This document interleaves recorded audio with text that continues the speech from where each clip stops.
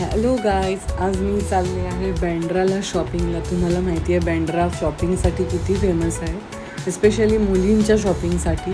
आणि मी स्टेशनला पोचले तर बऱ्यापैकी गर्दी होती बाबा, आणि मस्त शॉपिंग करायला जाऊया म्हटलं आज. तर ही होते कानातले 200पासून सुरुवात, 150, 200, 250 असे कानातले आणि तरेचे कानातले इथे होते. पण इथे जास्त ना वेस्टर्न स्टाईल फॅन्सी असे कपडे जास्त मिळतात. ऑफिस वेअर पण मिळतात, शर्ट्स वगैरे. पण मग कॉर्ड सेट, कॉटनचे कॉर्ड सेट, नाईट सूट, डेनिम, जीन्सचे सगळे वन पीसेस वगैरे आणि शर्ट्स, असे खूप व्हरायटीमध्ये इथे कपडे मिळतात. लहान मुलांचे पण खूप सुंदर कपडे मिळतात. बॅग्स चांगल्या मिळतात, बँगल्स मिळतात, परत रिंग्स, नेकलेस वगैरे हे सगळं इथे छान मिळतं. तर आउटसाईडला थोडंसं स्वस्त असतं आणि तुम्हाला बार्गेनिंग करता आलं पाहिजे. ते जर नाही जमलं तर तुम्ही गेलात म्हणून मग तुमची शॉपिंग राहिली बाजूला. कारण इथे खूप पैसे सांगतात. हे काय म्हणजे 500 रुपयाची वस्तू आहे 1400-1500 रुपयाला सांगतात. आपल्याला बार्गेनिंग करून घेता आली पाहिजे. तर ही पर्सचं एक शॉप होतं आणि ह्याच्याकडे इतकं मस्त कलेक्शन होतं ना, मला खूप आवडलं या पर्स. त्यातली एक मी घेतली.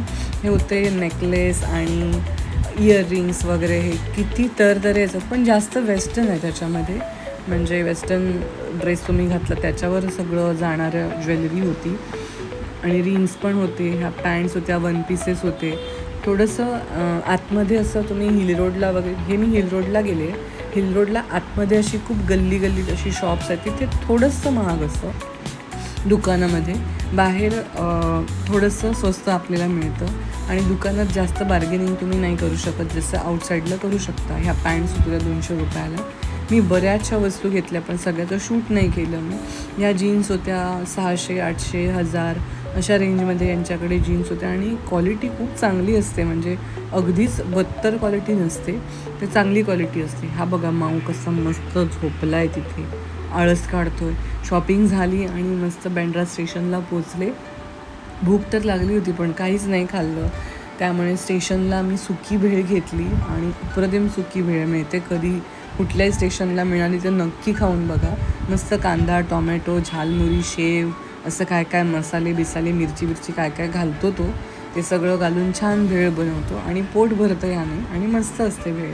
मी छान खाल्ली आणि घरी जाऊन मस्त जेवले आणि झोपले. आजचा दिवस माझा मस्त गेला. खूप छान शॉपिंग झाली माझी. भेटूया नेक्स्ट व्लॉगमध्ये. तोपर्यंत बाय.